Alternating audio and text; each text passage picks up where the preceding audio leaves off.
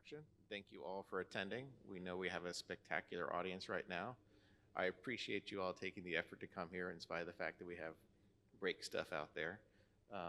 So in this session, we have 4 talks. Mine is the oddball one because I'm going to talk to you about a project that I have that's looking at optimizing derived value queries on large data sets. But the other 3 talks actually are structurally similar. So Luan is going to talk about searching through the parameter space for your storage system to find good performance characteristics. Then I think we have Gianluca Bez, who's going to present remotely, talking about a performance monitoring tool that he has for storage systems. And then Hari is going to talk about what we'd like to be able to do to be able to learn things so that we understand why rather than what in terms of storage system performance. So those 3 talks are actually well linked together. And as I said, mine is the oddball out here. So this is a project that I've been working on for a couple of years now, and the motivation for it is really this idea here, is that if we have something like a weather simulation, one of the values you have is your atmospheric model, and that's going to be, you'll have air pressure as one of your values that floats around through the entire thing, but you don't really care that much directly about the pressure, but you care about the gradient of the pressure, and I'll give you another example of this on the next slide. So that's an example of having the derived quantity that you're more interested in, and then the gradient, for example, might be parallel gradient, so you could look and see you have straight line winds, or a circular gradient to know that you have something like a typhoon. And these kinds of things are more interesting rather than just those raw values. So that's one of the things that we wanted to be able to do.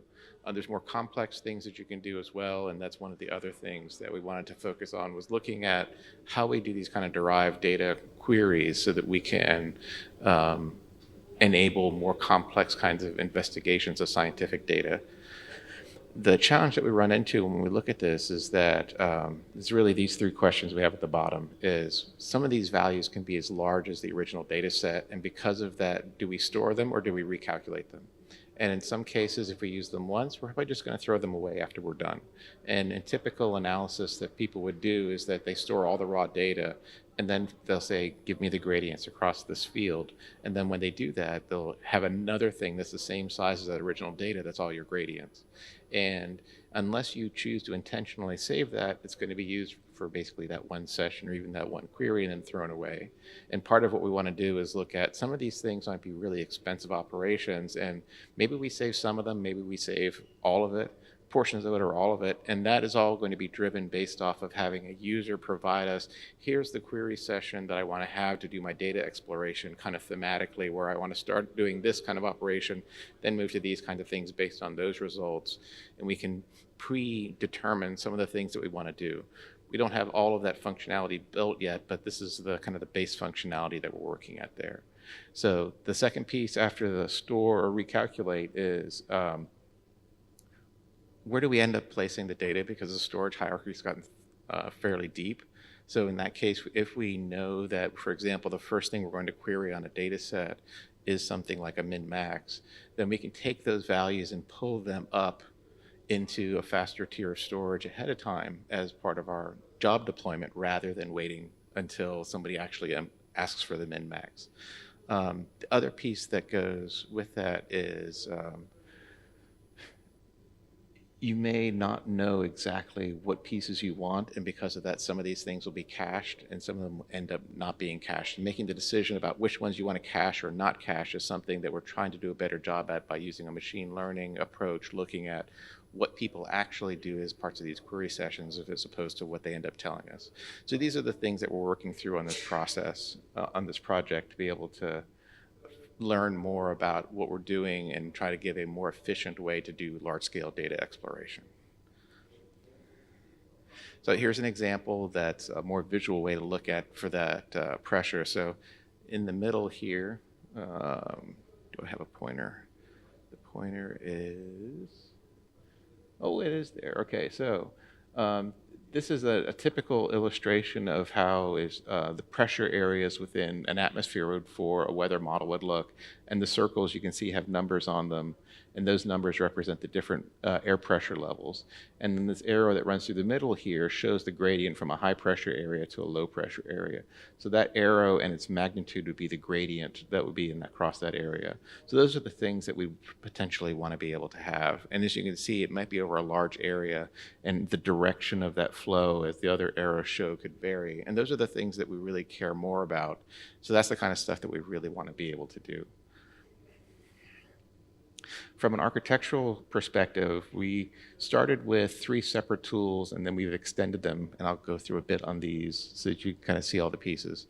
So at the bottom here, we have the storage hierarchy. We have SATA or hard drives at the bottom, then potentially an NVMe drive. Then you'll have things like persistent memory, which granted persistent memory is largely dead these days, but there could be other technologies there. A lot of people are begging for that storage tier to exist again, and they're very optimistic that CXL will make that happen. And you talk to people who are actually the vendors of these technologies, and they say, no, never going to happen, because they couldn't figure out how to market it at a cost-effective point. But there's still potentially other tiers in there. For example, it might be a node local NVMe versus a remote one. And those, because you have the network link, would end up having different potential performances. Then you'll have DRAM or maybe even the high bandwidth memory that would be on package for your CPU. And those would be all potential places where you'd want to stage data depending on how much you're going to use it or its size. So that's the locations that we're looking at putting these data bits that we want for the derived quantities or the raw data itself that's associated with it. And then what we have above that is the Hermes library. This comes from the Illinois Institute of Technology. And the people there developed Hermes originally as a data placement and staging mechanism so that you could manage your storage hierarchy more efficiently without actually having to manage it directly. So you install Hermes, you do your data access through it, and then it will manage to keep your data placement and your caching in a way that ends up being most efficient for you. So it was a natural fit for this project. On the left and right, we have Empress. This came from Sandia. This is a project that one of my students worked on for a few years, and it ended up being her thesis project for her PhD. And that was a system that we developed that gives you a way to tag regions within data and then be able to say, for example, that this subvolume within a particular space on a particular time step is like a hurricane, for example. You could do gradients or other things like that, but we didn't think of those at the time we were developing it.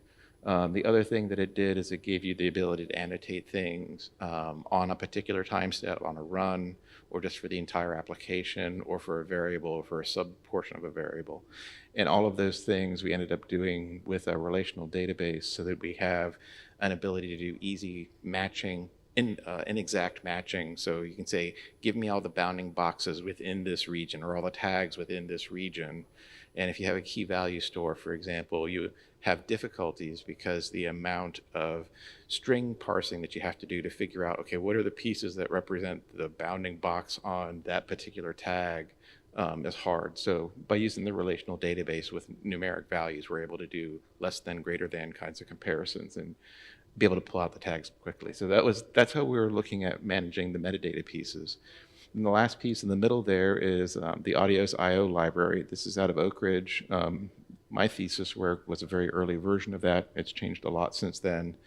And what Audios ended up providing was a new query interface for their data. They had one that existed already, but there was not a way, for example, saying, give me the gradient of this field, or give me the min-max of this field, or they have another one now that's the curl, or they're looking at one that's the 2 levels removed. So I think it's the mean of the curl or something like that.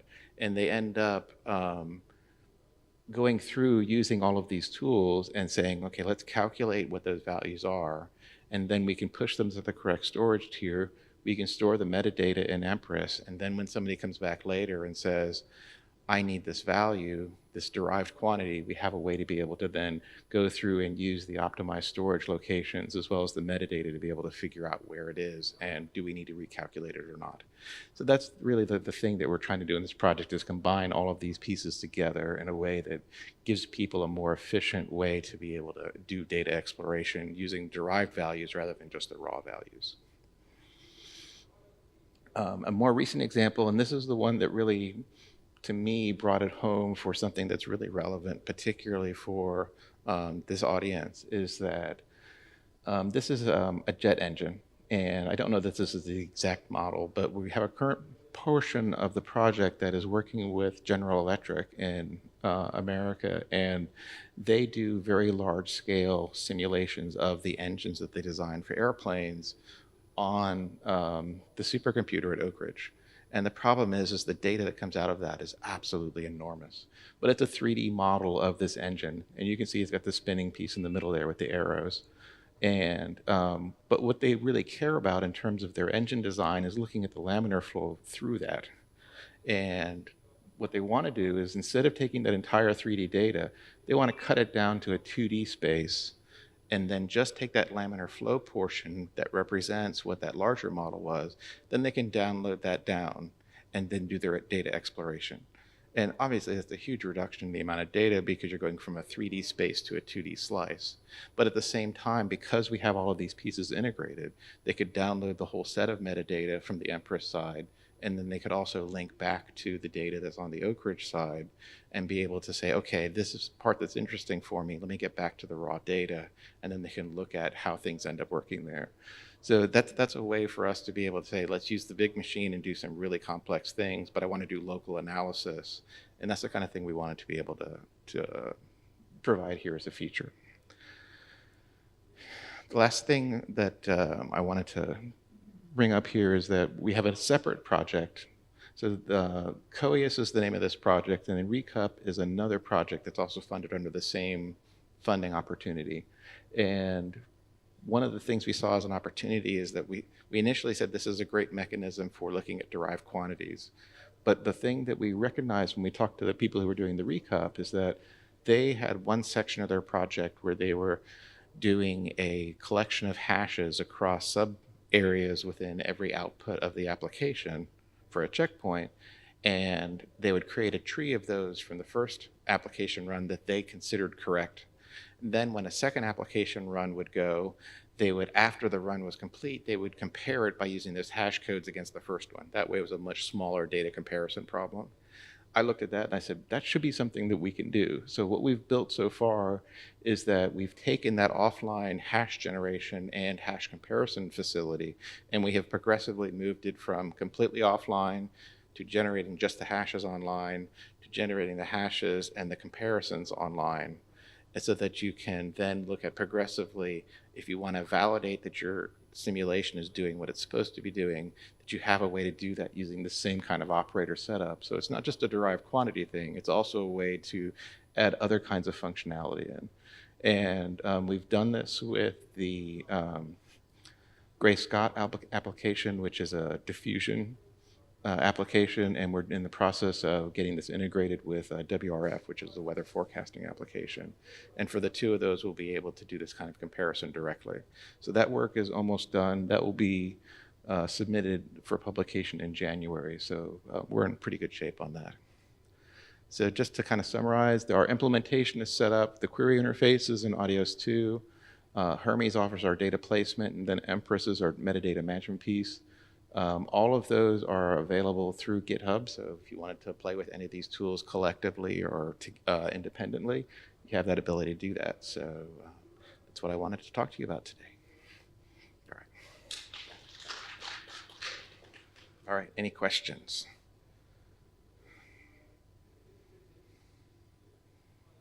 Okay, in that case then, Lawan, it is exactly time for you to start.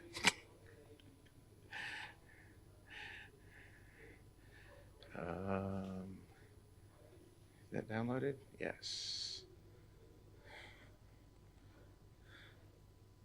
All right, so let me introduce you. Lawan Tiello is at INRIA. He is not French. He may sound French, but he's actually from Brazil, so he speaks Portuguese, but he's lived in France too long now, and now he's has a bit of a French accent. So he's wanting us to deny the fact that he has a French accent. So whenever you see him, tell everybody, say, "Are you French?"